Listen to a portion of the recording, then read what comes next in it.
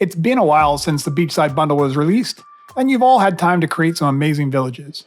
You have built villas with rooftop sun decks, members-only clubs with a bar and a private pool, volleyball courts, and the wharf with all your trophy catches, and of course, a few sandcastles on the beach. But how awesome would your village look with bungalows extending out over the water as if they came straight off a Caribbean island? In this video, I'll show you how to add overwater bungalows to your village and give it an extra touch of paradise that will make you want to go on vacation. After you finish watching this video, of course. Since I already have some bungalows in my island village, I'll add some on the mainland. Instead of using the beachside bundle parts, I'll only use parts available to everyone. That way, even if you're still grinding for the V-Bucks, you'll be able to have a slice of paradise in your village. I want the start of my boardwalk jutting out between these two large rocks. Fortunately, this lines up perfectly with the world direction, so I don't need to adjust anything. If you want to change the direction of the main walkway, it'll be the same process we use for the branching boardwalks later on, or you can check out my directional building tutorial. The first thing I'm going to do is set a pillar and a piece of flooring at the height I want the top of the boardwalk to be. Make sure it's high enough that when you're at water level, you can still line up your crosshair on the bottom of the flooring. I find about 3/4 of the way up the pillar works well. Select the pavilion arch 2 and aim your crosshair under the flooring, then adjust the arch so it lines up with where you want the side of the boardwalk, and set it in place.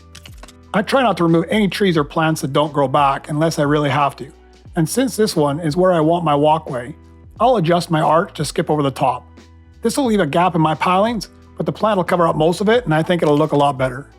For the width of the boardwalk, I'll use a pavilion arch 1, which is 12 studs wide. You can go narrower or wider if you like, so set your width and continue to run arches from the start of your walkway to the edge of the water. You can use stairs to get on your walkway, but I'll use the shack roof to make a ramp.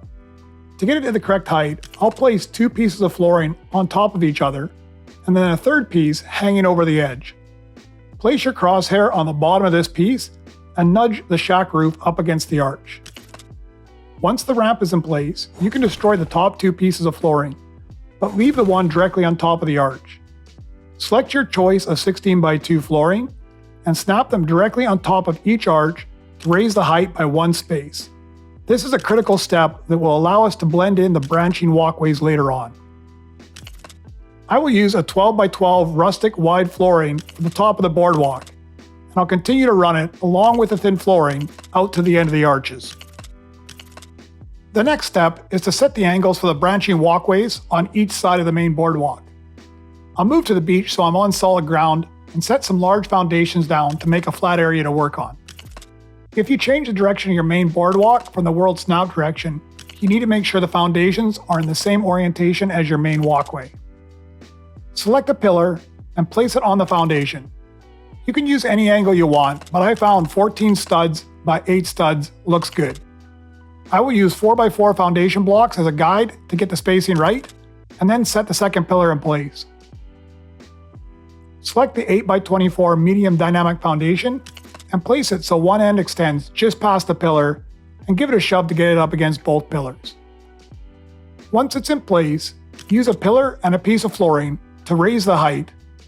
With a pillar selected and the crosshair on the bottom of the flooring, nudge it out from underneath so that no part is touching anything else and snap it into the ground. With the first angle set, we'll repeat the process for the other side. The spacing and angle will be the same, but going the opposite way. It may help to draw it out if you get messed up with directions. The large rocks prevented me from setting directions for the branches close to the main walkway, so I need to move the directional pillars closer to the main boardwalk. I'll use thin flooring pieces to move towards the main jetty and place another directional pillar on each corresponding side of the walkway. If you don't have to work around rocks like I did, you can most likely set your directional pillars where they need to be and skip this step. With both directional pillars close by, we can set the first branch of our walkways. I'll extend the main boardwalk arches out a few pieces, but I won't place any flooring on top of them.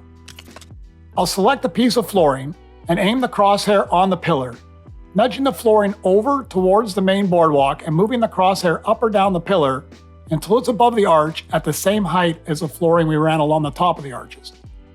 It should become highlighted green, but don't try and snap it in place or it'll crumble apart.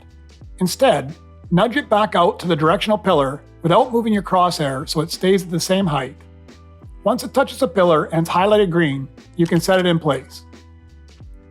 We'll use this as a starting point for this branch. I'll select the 8x8 rustic flooring 4 and snap it off the piece we just set while nudging it over the main walkway so that it sits cleanly above the arch. If your pillar is too far away, you can either place a new one or add additional flooring to line up with where you want the branch to start. With the height set, I'll select the shack arch 2, which is 16 stud wide and 24 tall, and place it under the 8x8 flooring we just set and nudge it towards the main jetty as close as possible and set it in place. The arch we just set is now holding the flooring in place, so we can remove the piece we used to set things up, but I'll leave the directional pillar in place as a backup. I'll select shack arch 1, snap off the first arch until it's under the opposite side of the walkway while making sure the ends of both arches are lined up. If you used a different angle, you may need to play around with these first two arches to get the ends lined up. But the good thing about wharf pilings is they still look good if you have a few gaps. I'll use the large shack arch to extend out a couple more pieces and then run 8x8 flooring out to the end of the branch. With the first branch set, I'll continue the thin flooring along the tops of the main boardwalk arches. Continue the 12x12 flooring down the main walkway and over top of the branch. If you have an issue with the 12x12 flooring won't go over the branch, you may have set it too high and need to redo it. With the left side branch set, I'll move over to the right side. The first thing to do is extend out from the directional pillar so we have something close by to aim off. I'll use a few pieces of flooring to get close and then place a pillar underneath. It doesn't need to go down to the ground, only in a position that's at the same height as the top of the walkway. It's up to you how far down the jetty you go before branching off, but I found 1.5 to 2 pieces of 16 stud flooring away from the first branch looked good. Now we'll repeat what we did on the left side. Select some flooring and align it on the directional pillar until it sits on top of the main jetty before nudging it back to the pillar and setting it in place. Use that piece to set the first 8x8 flooring in place. Since you'll be working over the water, you may need to place a ladder or flooring to have a solid work area where you can see the underside of the flooring and set the first arch. Once the first arch is set, you can use that to place the opposite side, run them out to the end of the branch, and top it off with 8x8 flooring. With one branch on each side of the main boardwalk, the process is even easier now. Instead of using the pillar, we can use the previous branches to establish the next walkway by extending a few pieces of flooring over. Go ahead and repeat this process for as many branches as you'd like, while keeping in mind that each one of the branches is an independent build and needs to be attached to the ground, or in this case, the seafloor.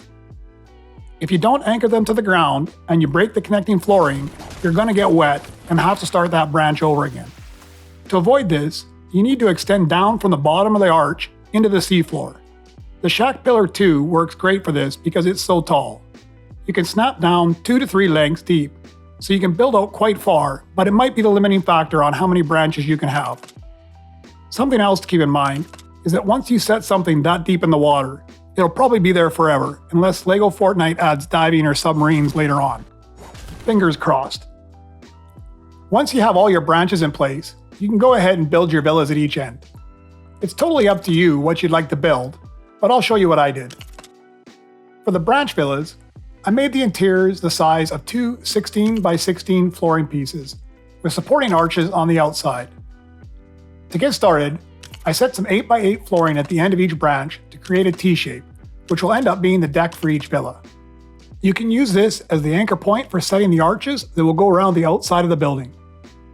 You can either use a ladder to get under the flooring and set the villa arches, or snap off the existing arches on the walkway and nudge over. I used the 12 stud wide shack arch under the front deck and then extended back on each side with 2 of the 16 wide shack arches. I placed another 16 stud wide arch at the front, although it's not really needed, and then I put the flooring down. On the back, add another large arch and use the shack pillars on the corners to give it a cleaner look. Now you can place whatever walls, windows, and doors you want on top of the arches. I went with the Pleasant Park set because it had a large bay window for the back wall, and the yellow looks great over the water, especially during sunrise and sunset. For the cabin at the end, I wanted a larger building, so I started by framing up a deck that would be 2 pieces of 16 by 16 flooring wide, which would allow me to make the villa a square shape using 4 of the large flooring. Then I built up the walls and added a full-size bathroom so I could charge a higher rate. After all the buildings are framed up and the roofs are on, you can decorate them however you like. Put some railings and chairs on your deck, and add a bed and small bath to the villas. A few lights to brighten things up, and that's it. You're ready to move into your Overwater beach bungalows. I want to take a moment to thank everyone who subscribed to my channel. With your help, I was able to apply for an Epic Creator Code. As you can see, there are definitely enough decorations in the free kits to make your villas look great. But if you happen to be purchasing the beach bundle or anything else from the item shop, and you'd like to help support my work, please consider using my creator code.